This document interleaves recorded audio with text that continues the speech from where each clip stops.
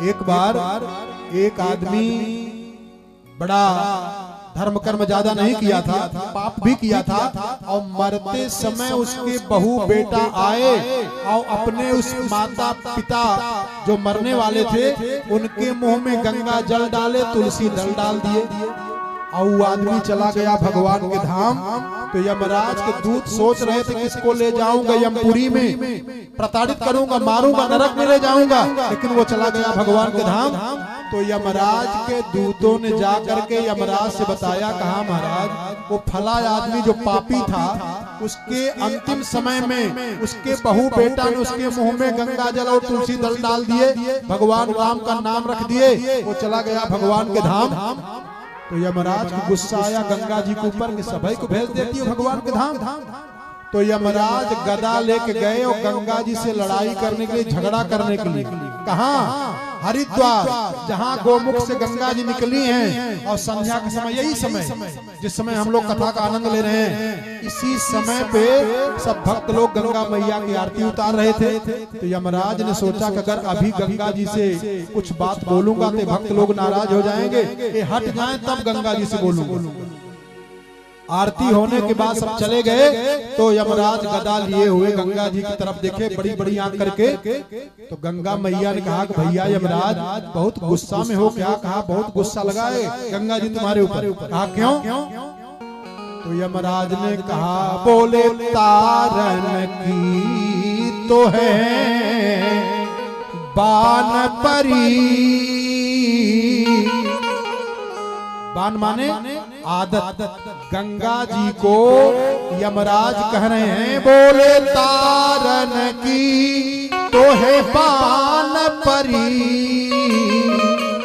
तू अघी न अघी को विचारती हो। हे गंगा,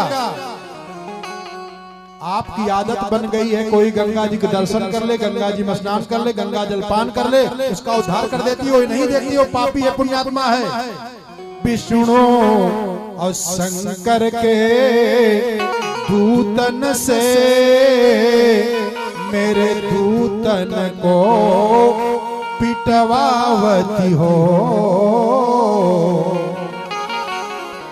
यमराज ने कहा गंगा अपनी औकात को मत भूलना।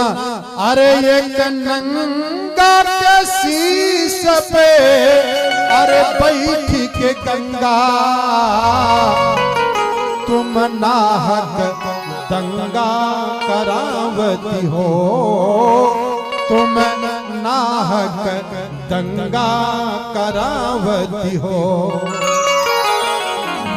इसलिए ये सती माता ने मन में प्रतिज्ञा किया, ध्यान देना, सावधान हो जाना। इन्होंने जो कथा का अनसुना किया है, क्यों जानते हो?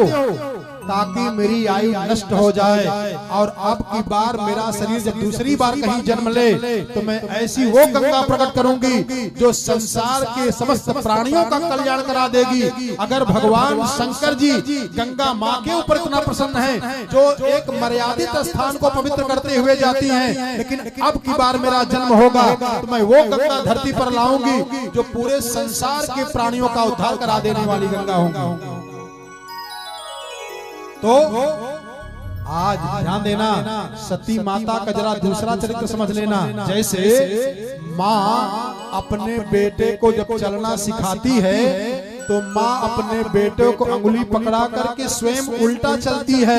क्यों उल्टा चलती है? संसार के लोग उसको चाहे पागल समझे चाहे अज्ञानी समझे, लेकिन माँ की ममता है कि मेरा बेटा सीधा चलना सीख जाए। दुनिया के लोग भले हमको पागल समझे, अज्ञानी समझे, लेकिन वो माँ करती क्या है? अपने छोटे से बेटे को उंगली पकड़ा करके स्वयं उल्टा चलती है अपने बेटे को सीधा चलाने के लिए। ऐसे जो जगत जननी है सती, ये आज उल्टा चल करके संसार के समस्त प्राणियों का कल्याण कराना चाह रही हैं। इसलिए सती जी के मन में आया और शंकर जी से प्रार्थना की कि हमारा ये शरीर छूट जाए। तो शिव संकल्प की हम नमाहि, शिव संकल्प मन माहे, शिव संकल्प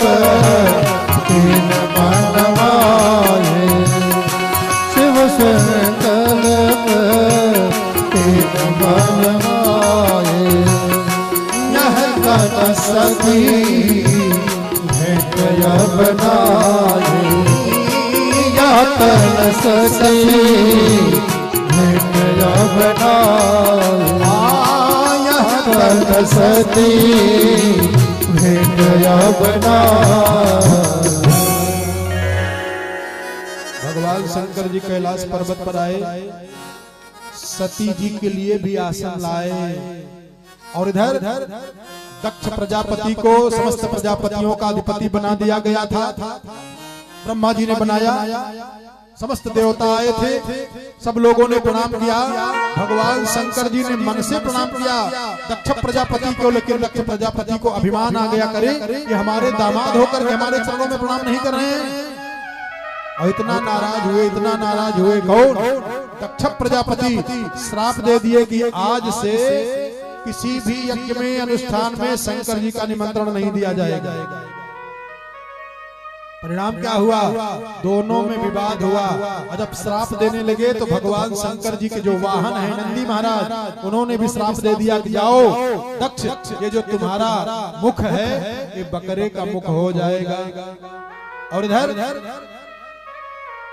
दक्ष ने यज्ञ कराया और यज्ञ कराने के बाद समस्त देवी देवताओं को निमंत्रण तो दिया, लेकिन सती अपनी बिटिया को निमंत्रण नहीं भेजा। क्यों?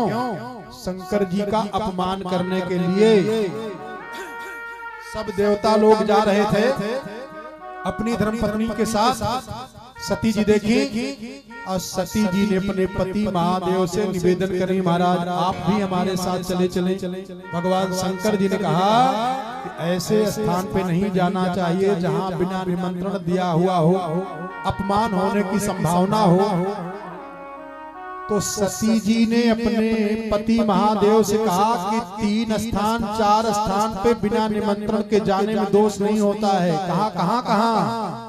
बोले पिता के यज्ञ में, पति के यज्ञ में, गुरु जी के यज्ञ में और कथा में। कहीं अगर वैदिक रीत से कथा होती हो तो उसमें ये नहीं सोचना चाहिए कि हमको तो निमंत्रण नहीं आया है। पिताजी यज्ञ करते हो, कराते हो, उसमें नहीं सोचना चाहिए कि हमको तो निमंत्रण नहीं भेजा गया। गुरु जी के यहाँ यज्ञ होता हो, ये नहीं सोचना चाहिए कि हमको तो निमंत्रण नहीं दिए। अगर पति पूजा करते हो, पाठ करते हो, यज्ञ करते हो, तो पत्नी को नहीं सोचना चाहिए कि हमको तो नहीं बताए, शुरू कर दिए ना। उनके सहयोग में हो जाना चाहिए।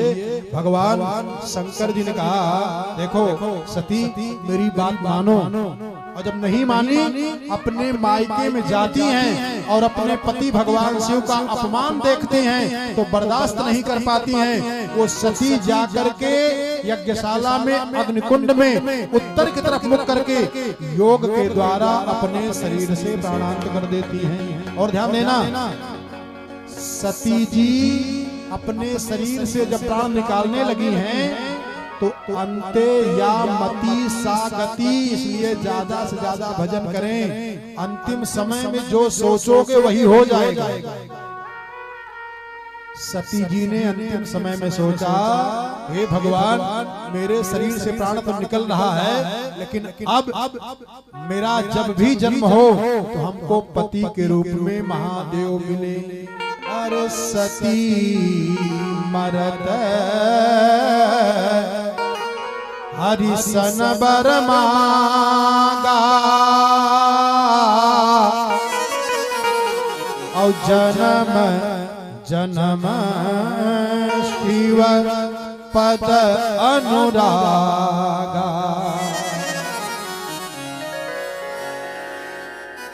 अब वही सती जी का शरीर छूटा तो हिमांचल पर्वतराज हिमांचल की पत्नी मैना के यहाँ ये प्रकट हुई है। ध्यान देना, सती वही हैं जो कथा नहीं सुनी थी। कथा न सुनने का दुष्परिणाम क्या हुआ? इनकी आयु समाप्त हो गई और इनके शरीर से प्राण निकल गया।